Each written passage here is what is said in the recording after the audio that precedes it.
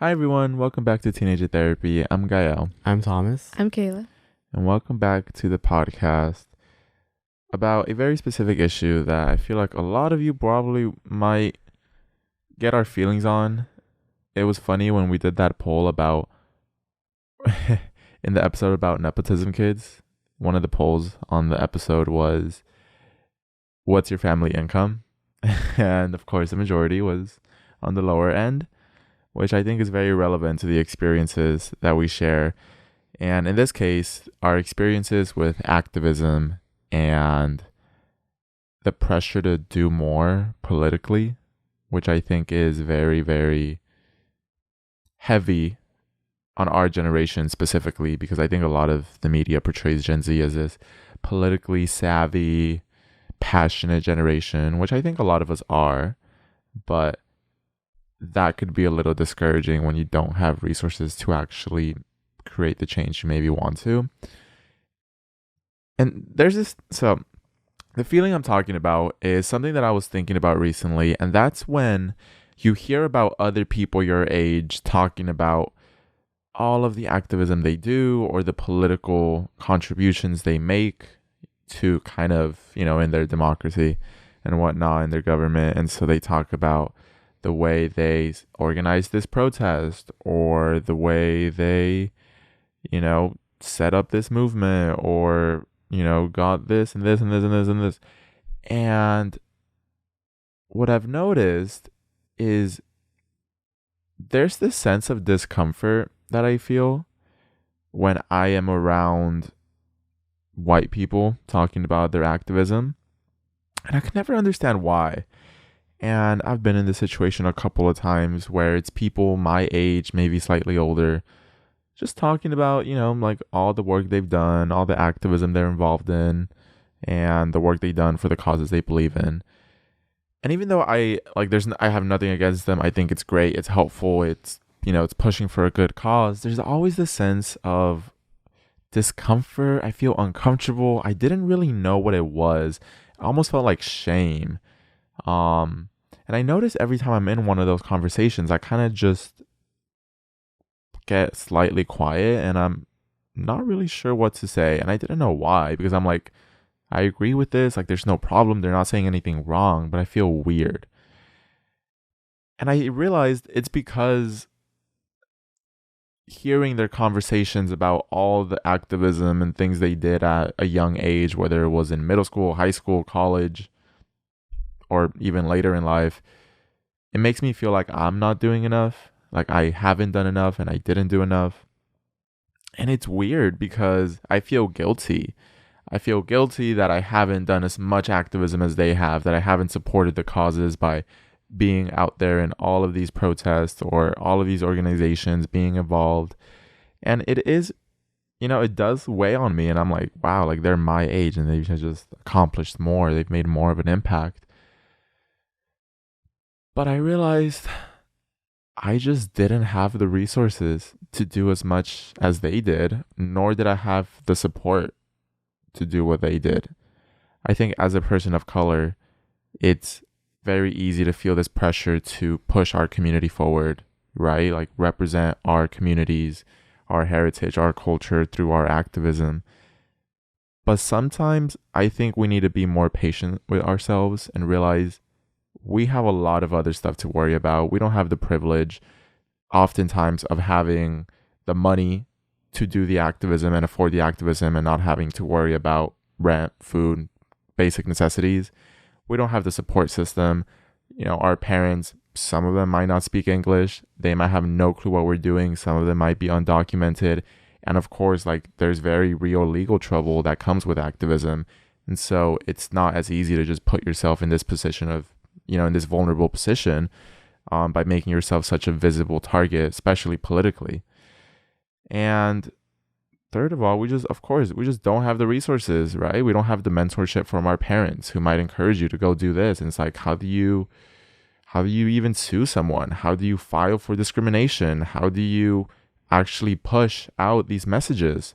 If I switch school, maybe some of us won't have like a card to drive to the next school. So now we have to take the bus. And there's so many disadvantages that I think we face as POC, as low income POC, that a lot of rich, wealthier white kids don't. So it's frustrating when they're the ones that get praised for all of this hard work that I think often makes us feel like we're less than for that. Yeah.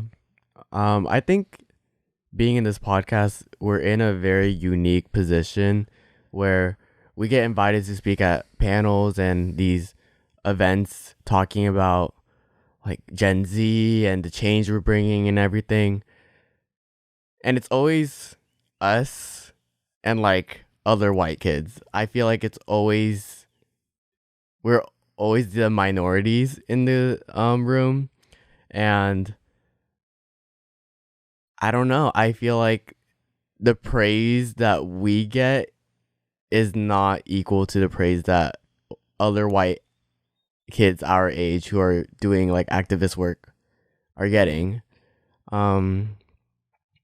And it's very often that a lot of these kids, when I say kids, like I mean like our age, but that's just kids. that's just the term I'm using. Don't worry. But a lot of these people our age, activists our age, they had the resources. Like I always said, they came from wealthy parents. Their parents gave them a job at a company, or they were just set up. And obviously not to disregard the work that they are doing. I'm not saying that privilege takes anything away from what they've done, but it's just interesting to think about the disparities between choosing activism as a career and being able to just do anything to change the political climate when you're in that position, if that makes sense. Yeah, like there's a very big difference between choosing activism and being forced into it. Yes. Oh my God. Perfectly said. That's what I was trying to say. Yeah, but a lot of these like white people are the face of these campaigns and movements, and when you're somebody that's also experienced something similar to them but necessarily didn't have the resources, you're in a way forced to look up to them in a way that like I should have done that. And it sucks because even though both people experience the same thing or something similar, it's just not, the outcome wasn't necessarily the same. And so that's kind of a slap in the face sometimes. Yeah. And it always feels weird because they're almost just benefiting from our trauma and like the discrimination that we're facing. They're posting about this and doing all this, but they will never truly understand the experience of that.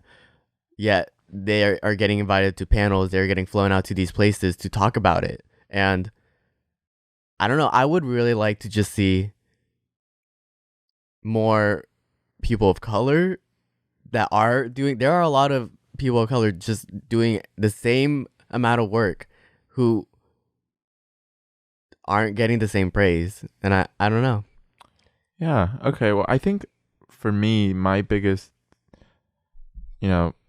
thought on this topic is I don't want this to come across as a critique of the work that a lot of white activists are doing. Oh, yeah. Yeah. Because that's definitely not what I'm saying. I don't have an issue. I think a lot of them are doing important work that's necessary, and yeah, they're using their privilege for good. And they're taking the step that a lot of other people aren't taking. Yeah. So it's a great thing. Because they can't.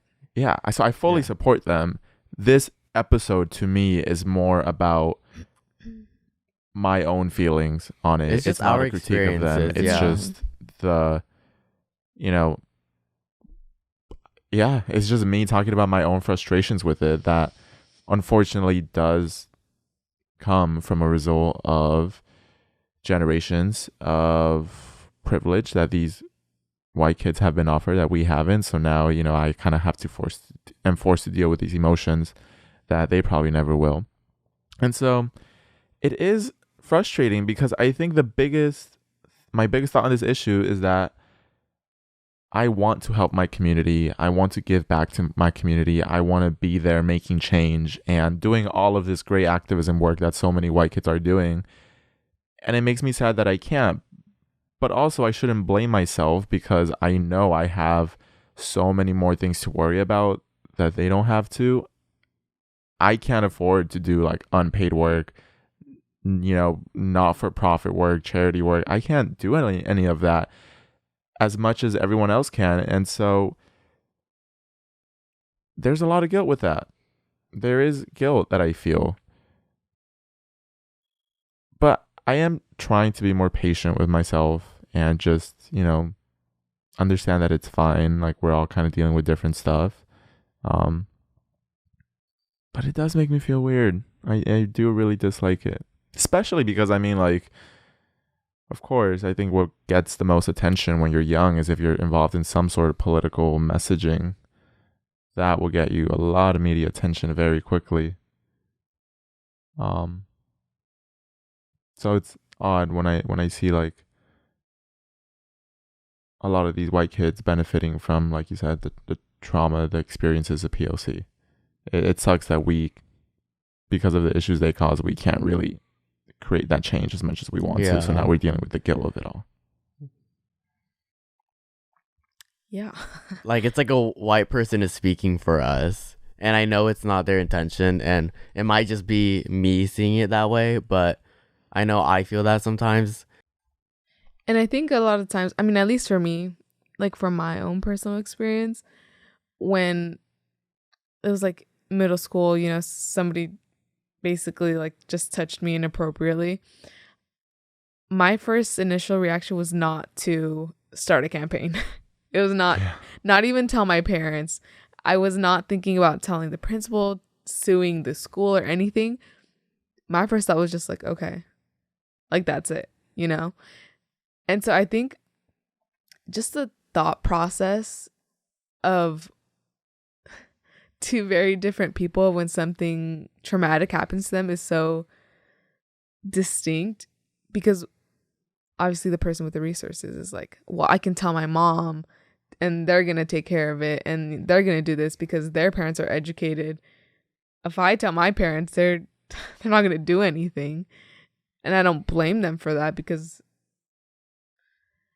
I didn't want to do anything. And I think another part of that is just like our voices aren't heard as much and they aren't taken as seriously. So, yeah. Yeah. It's like it's only taken seriously when it comes from like a credible source, And who do they look to for that? White people. Like, yeah. Basically. Yeah. I've talked about this before, but there's just that weird and uncomfortable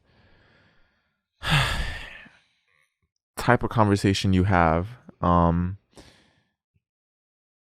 Like in my example, the experience of being, at this dinner and with one other young person there and then a bunch of older adults, majority of them being white, me and the other person with like the other two POC. And, it's me and then this white kid. And it's just so interesting, like the ways we even are forced to tell our stories and our narrative of what we do and why we do it.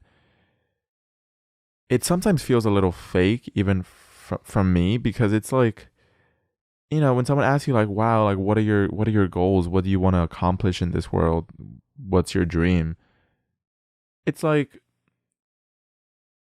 in my experience, in this, personal experience, this other white teen activist is like, well, democracy this, political this, like all these political goals that I have in mind to change this through activism. And it's just like, of course that's met with like praise. I'm like, whoa, like that's so impressive. It's amazing you have these goals that you set for yourself. Like that's incredible. And for me, like my biggest goal is just to be able to support my family financially. Like that's a good first goal for me to have. That's already difficult enough to achieve. is financial freedom, financial stability at the bare minimum. So, of course, I'm not focused on these like higher goals yet, even though I wish I could be. And it's funny that I think as POC, we have to just lie and tell this fake story sometimes to get praised for it. Like, oh, my goal is to change this and this and this. It's like, yeah, of course, that's a goal, but that's not really like my immediate goal, you know? Like, that's not what I want to do right now in this moment. But it feels like I have to say that. Like, I can't just be honest and genuine about what I'm actually trying to do. Because when they asked me that question, they asked both of us, what do you want to do? He's like, oh, all these political things. He's like, what do I want? What do you want to do? And I was like, I could have said like, oh yeah, of course. I mean, I want to change like the mental health space. I want to offer teens more of that and this. Like, I'm sure that would have got a better response. Like, I'm sure that would have been impressive and it would have sounded good and it would have been just like, whoa, you're doing so much. But at the end of the day, I decided to just be honest. Like, honestly, like my goal is to get my family out of poverty and then help my community. And I was like, oh, cool. It's always met with like, oh, okay. Okay. Yeah. You got this. Because they don't know like how to respond to that. It's Yeah. something they can't even comprehend, really. And then they don't try to help you with your goal. They only help the other person. Yeah, exactly. Yeah. Like, okay. That's nice to know. Noted. Exactly. So I think I just hope, if you're a POC, you don't feel guilty for not doing enough. You don't feel guilty for not being the most politically aware, savvy person who's constantly going to protest and doing all this activism and getting involved with these organizations. Because sometimes you just don't have the mental capacity for it at the moment, and that's fine. You're busy worrying about other stuff. Like, you really can't sometimes, and it's out of your control. That's fine. Yeah. You have school. You have to worry about money, about what career you want. Sometimes you have to support your parents, your younger siblings. You don't have all the resources and all the support that these white kids have, all these privileged kids have. So I really hope you don't feel guilty. I hope you don't feel bad about yourself. I hope you don't beat yourself up. Give yourself a lot of patience. And again, just to reiterate, no hate towards these white kids doing activism work. Like, somebody has to do it. Yeah, and it's great. They're using their privilege for good. Mm-hmm. It just sucks that we can't afford the same privilege as them.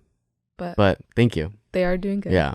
Thank you. I really hope, like... I know. We are not bashing We activists, have repeated this please. like several times. And I swear if someone takes this the wrong way, it's going to be upsetting. But yeah, I mean... And, if you are an activist, maybe try to share your platform with like underrepresented voices. Yeah.